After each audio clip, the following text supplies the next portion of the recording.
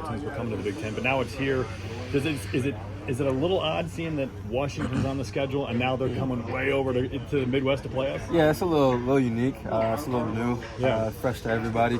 But at the end of the day, it's another football team that we get to play, and another opportunity to go out there and win a game. So yeah, it's a little unique, but I look forward to it. So. Did anything feel at all different today in the locker room having two fewer guys out there? Anything different about missing Gill and Caleb? Yeah, those guys are two influential guys on the team. Two great guys. They bond well with everybody on the team. But at the end of the day, we got to focus on the task at hand and continue to move forward. I wish those guys the best. Those are two of the greatest guys I've met since I got here. Just great dudes, great locker room guys, and excellent players. So I wish them nothing but the best going forward. So. In that same vein, Jacob, those are two guys who are on the offense that I don't know how much you spent time with them or anything like that, but I guess, is that tough? I mean, it's new too, right? Yeah, it's definitely tough. I was just telling somebody else that it was 4-3, so it's 5-4-3 right next to them in the locker room. So it's different having those lockers vacant and coming in and not seeing the energy coming from those guys, because those are energetic guys and just great players on the field as well. So yeah, it's a little it affects us a little bit, but at the end of the day, we got to continue to move forward. So. Offensively, it looked like in the first half it was moving a little bit, then you stall out a little bit. The second half, everything kind of went downhill. Yeah. But is it? You guys probably feel like you're moving forward, and people on the outside don't see it that way. Is it hard, that dichotomy of you guys feel like you're getting better, even though maybe the results aren't there yet? Yeah, we just got to stay focused on what's going on inside our building. As long as we have our eyes looking forward and our heads screwed on straight, I think we'll be okay. I think we'll be great. We just got to stay consistent and just keep our heads down and keep working, and I think it'll all fall together. So. How much better do you feel like you personally are getting? Especially pulling down a few catches against the Ohio State team that's got lots of future NFL players on that roster. How much better do you feel like you've improved over the first 5 years? Yeah, I feel like I've continued to stack days, stack weeks, and just continuing to better myself. I try to come in every day and just find something to work on to better myself, whether it's on the field or off the field.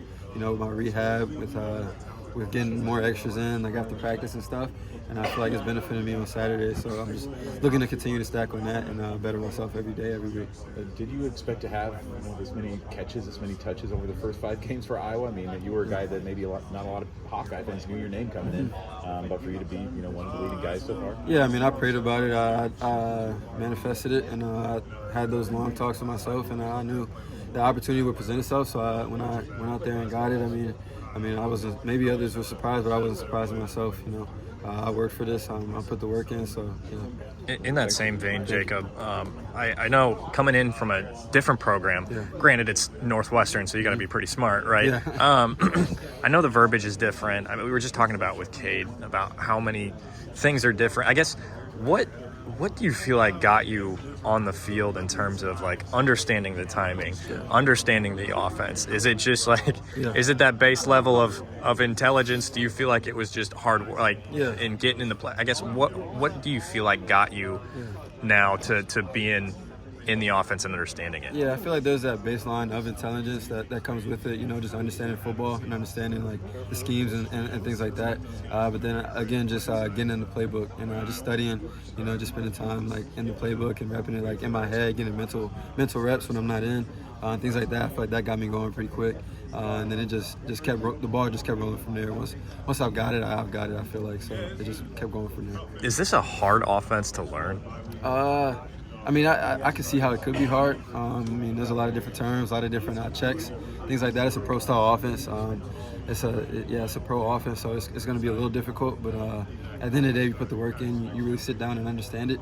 It's not too bad. So. And when it comes to the difficulty, is it just the verbiage? Is it understanding depths of routes and timing and all those different things? All of that goes into it. All of this you just hit on, just the depths, the routes, and then just different checks. If we see these different looks, you gotta know we're checking too, and we're huddling up every play, so you're getting a lot of stuff thrown at you. You just gotta listen to what you're supposed to do, and the different verbiage that goes with other things. So it's a little tough, but you just gotta lock in on it for sure. And would you say you're going through the process of learning, or went through the process? Is it is it a lot of solo work? Is it like going back and forth with Cade? Is it talking Yeah. with Coach Bud? Is it Lester? Like, Yeah, no, me and Coach Bud met a lot over the summer, just one-on-one meetings and understanding the first few installs, and then just going out there and repping it as well. I feel like it's the biggest thing.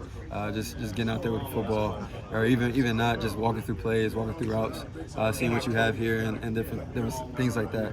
That all helps. So. Jake, I know you guys are, Caleb and LaShawn aren't here anymore. Is there any favorite memories of them you can share? Yeah, I mean, just like locker room talks and things like that, and just bus ride talks. They're both funny guys, both great dudes, great locker room guys, great storytellers and things like that. So yeah, I mean, those just remember stuff like that is tough.